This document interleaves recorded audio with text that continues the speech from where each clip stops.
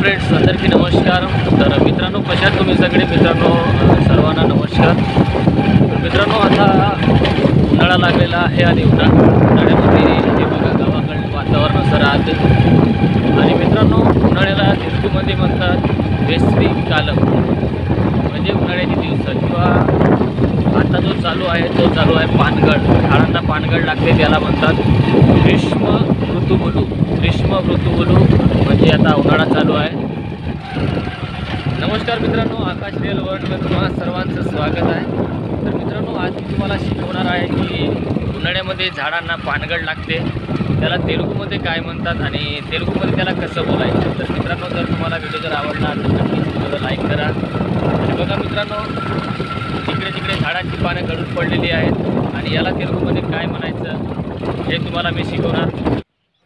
तर मित्रांनो, उन्हाळा आला की झाडाची पाने गळून पडतात, ह्याला तेलुगूमध्ये म्हणतात ग्रीष्म ऋतुవు వచ్చినప్పుడు చెట్లు ఆకులు ఊడిపోవడం, किंवा तुम्ही असं सुद्धा म्हणू शकता की वेसवी कालम వచ్చినప్పుడు చెట్లు ఆకులు ఊడిపోవడం, म्हणजे उन्हाळा आला की झाडाची पाने गळून पडतात, याला तेलुगूमध्ये म्हणतात ఆకులు ఊడిపోవడం, म्हणजे पाने गळून पडतात, ఆకులు ఊడిపోవడం।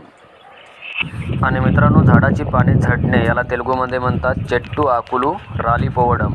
చెట్టు ఆకులు రాలిపోవడం म्हणजे झाडाचे पाने झडणे।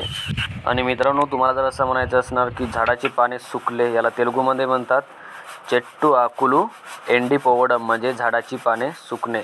చెట్టు ఆకులు ఎండిపోవడం म्हणजे झाडाची पाने सुकणे। ఎండిపోవడం म्हणजे सुकणे, చెట్టు म्हणजे झाडाची आणि ఆకులు म्हणजे पाने। किंवा मित्रांनो, तुम्हाला असं म्हणायचं आहे की झाडाची पाने सुकल्यावर ते जमिनीवर पडतात, याला तेलुगूमध्ये म्हणतात చెట్టు ఆకులు ఎండిపోతే అవి నేలపై పడిపోయాయి, म्हणजे झाडाची पाने सुकल्यावर ते जमिनीवर पडतात किंवा गळतात। तर मित्रांनो, ఆకులు ఊడిపోవడం म्हणजे पानं गळून पडणे, ఆకులు రాలిపోవడం म्हणजे पानं झडणे आणि ఆకులు ఎండిపోవడం म्हणजे पाने सुकणे। ఆకులు ఎండిపోవడం म्हणजे पाने सुकणे। तर मित्रांनो, आजच्यासाठी एवढंच। हे होती उन्हाळ्यामध्ये झाडाला लागणाऱ्या पानझडीविषयी माहिती। तर व्हिडिओ आवडल्यास व्हिडिओला लाईक करा, चॅनलला सबस्क्राईब करा। धन्यवाद मित्रांनो। आणि तुम्हाला कोणत्या विषयावर तेलुगू शिकायचं आहे हे मला कमेंटमध्ये नक्की सांगा।